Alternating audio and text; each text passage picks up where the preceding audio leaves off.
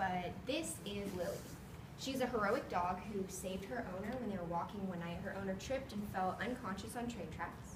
The dog pulled her owner off of the tracks and risked her own life, where she was hit by the train and lost a leg. This is Tater Tot, and that's a 4-year-old boy that he saved his life. In the middle of the night, the boy's blood sugar dropped drastically, and the dog sensed a change in his chemistry, barked until the parents woke up, and alerted them to go to the boy.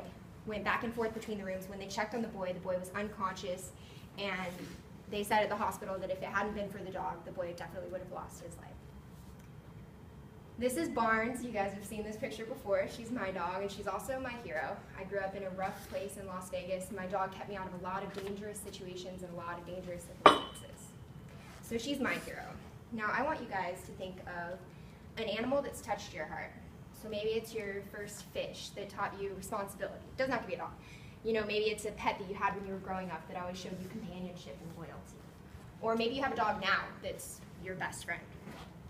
Think of all the reasons that you love this pet, and then I want you to imagine that the government is taking away your right to own this pet based on whatever type of animal it is, okay?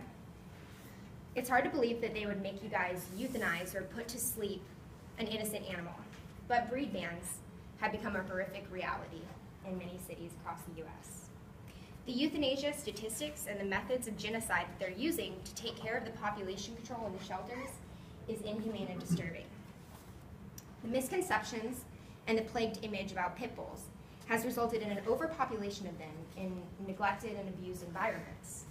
And breed-specific legislation was implemented to help the problem, but instead ended up forcing millions of innocent dogs into shelters for euthanization. But the breed is not the problem. It's the individuals who neglect and abuse these animals that are to blame. So what we need to do is implement breed-neutral laws to solve the problem. So today I'm going to talk to you guys about breed-specific legislation. I'm going to explain what breed bans are. I'm going to show you some shocking euthanasia statistics and the methods that they use. I'm also going to explain why we're in this problem despite the efforts to change, and give you guys the knowledge that you need to stand up and make a difference. So what is a breed ban, and what is breed-specific legislation? It does support the idea that breeds are all bad and that the breed is to blame for the aggressive behavior and not the individual who raises it to be that way. The American Society for the Protection of Cruelty to Animals, the ASPCA, stated that breed-specific legislation is the blanket term for laws that either regulate or ban certain breeds completely in the hopes of reducing dog attacks. But the American Humane Society considered it breed discriminatory legislation because it discriminates against entire breeds completely, regardless of their age. So it could be a newborn baby puppy. It could be an old dog that you've had your whole life. It doesn't matter. Regardless, because of the breed, because it looks like a certain breed, you're forced to euthanize your dog or give it up to a shelter for euthanization. Even worse is that shelters are not required to document the intake, the output, or the euthanization of these animals. So the statistics are estimated. The American Humane Association and the Humane Society of the United States estimate that before the ban, there were 3.7 million animals a year euthanized in the U.S. That is the population of the states of North Dakota, South Dakota, Alaska, Washington, and Vermont, all combined. The population of 5 states combined is how many animals we kill in the United States every year. Yet we have no regulation of dog breeding. We only have regulation of the euthanization of dogs. What's even worse is that carbon dioxide gas chambers are not illegal in all states. Under the best circumstances, it'll take 3 minutes for an animal to lose consciousness and completely die in a gas chamber, during which in those 3 minutes they go through panicking, convulsing, defecation. They'll fight out of anger and frustration that they can't get out. They claw and try to get out. And under the worst circumstances, they'll still be conscious while all of their vital organs shut down. And sometimes they won't die on the first try, so they'll have to put them back in these gas chambers multiple times before an animal will actually die. So the reason that this hasn't been solved is because what the government was trying to do is implement breed bans to solve the problem of aggressive breeds. But what it's actually done is force millions of innocent dogs to get killed. It's been ineffective and it's expensive. According to animalsheltering.com, we've spent over $250,000 a year in each city that has had the breed bans, which has been over 28 cities. Why they're ineffective is because they don't prosecute the individual who's neglecting and abusing the dogs. The individuals who are doing that are mostly people who are breeding the dogs to be aggressive for masculinity, to guard houses, or for fighting or breeding purposes. And most of the times, those types of dogs are bred underground, which means that these laws are really only affecting the responsible pet owners who have a family dog. It's also not working because there's still no regulation on the breeding and sterilization. So the same number of dogs are coming into the world, they're just regulating how many dogs are going out of the world. So it's really inhumane. And it's shown to be ineffective because in Denver, one of the really famous breed bans was in Denver, Colorado. It was recent. And the Denver attacks actually increased after the breed-specific legislation began. Whereas in other cities in Colorado that implemented breed-neutral laws, the attacks decreased, which is what the point of the breed bans was in the first place. According to the Center for Disease Control, which you would be surprised does a lot of research on animal welfare, they gave you some shocking statistics about this, but they also said that heredity, sex, early experience, socialization, training, and especially reproductive status all are more important factors in a dog's aggressiveness than the breed itself. So these are some statistics that reinforce that, saying that 97% of fatal dog attacks were from non-sterilized dogs. That means dogs that were not fixed.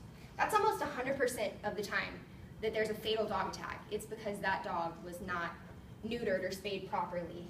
And the majority of the time, it was from reckless owners, people who bred the dogs for the wrong reasons. They bred the dogs to be aggressive for fighting or other things like that, guard dogs.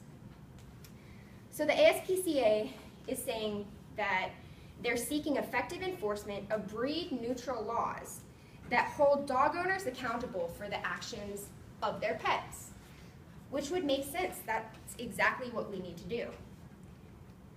The same amount of money that we spend on implementing these breed bans and the euthanization of so many dogs could be spent to provide safe, cheap sterilization of dogs, which would decrease dog attacks, considering that almost 100% of the dog attacks were from dogs that were not sterilized, as well as preventing unplanned breeding and unprepared breeders. Secondly, it would fight dog cruelty and neglect on an individual case basis. So you would have a neighborhood watch program implemented. So people would look out for things like guard dogs, dogs that are chained up, dogs that have been used for breeding. They would look for suspicious behaviors and they would report those so each individual case could be handled. And the individuals who are really hurting the animals would be prosecuted like they should. Last, we need to require a breeder's license and outlaw the selling of dogs. Because so many people breed dogs because they want one of the offspring from their dog. They love their dog and they say, I want a dog just like mine, so I'm going to breed my dog. And the other 12 dogs many times will end up in shelters or without homes and add to the euthanasia statistics. So to require a breeder's license, people to get one, they would have to go through a background check to look for abuse, animal neglect, other things like that. They would make them not an appropriate person to raise dogs. They would also need to take a competency test so that you know that they can deliver a litter of puppies safely and humanely. What this would do is regulate the breeding of aggressive and non-aggressive animals and hopefully decrease the population of animals from the start. So it would regulate the number of animals that are coming into the world more so than it would the ones that are taken out of the world. But unfortunately, the misconceptions and the plagued image of these dogs has resulted in an overpopulation of them in unhealthy, neglected, and abused environments. Breed-specific legislation has created mass genocide in shelters. This is a picture from Denver, Colorado after one of the mass murders of these poor dogs. So what we need to do is implement breed-neutral laws against the individuals who breed, who abuse, and who neglect these animals. But because society is uninformed about the truth, and media a lot of times portrays these dogs as incompassionate and aggressive animals, the sad reality is that most pit bulls are doomed to a life of neglect, abuse, and euthanization. So I want you to remember the loyal, caring, heroic pit bulls, like Tater Tot and Lily, and I want you to stand up for the animals that have no voice themselves.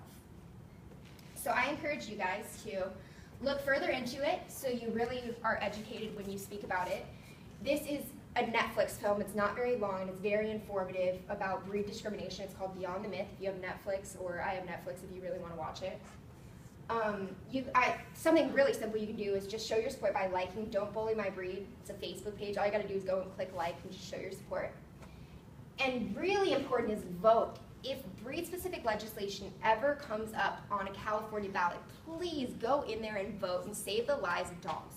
Because it's not just pit bulls, there are 18 different breeds of dogs that it affects, including Dalmatians, Huskies, any wolf breed. There are a lot of different dogs, so save your dog as well as other people's. And if you want to make the biggest difference, you can adopt a dog. Save a life and someday they may save yours.